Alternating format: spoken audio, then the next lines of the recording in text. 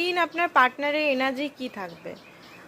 Queen of cup. আপনার partner আজকে আপনাকে প্রচণ্ড পরিমাণের একটা পেইনফুল মিসিং এনার্জিতে থাকবে, প্রচণ্ড পরিমাণে মিস করবে, বাট সেটাকে আপনাকে প্রকাশ করতেও দেবে না, কারণ কাপটা দেখতে পাচ্ছেন হাতে ঢেকে রেখেছেন।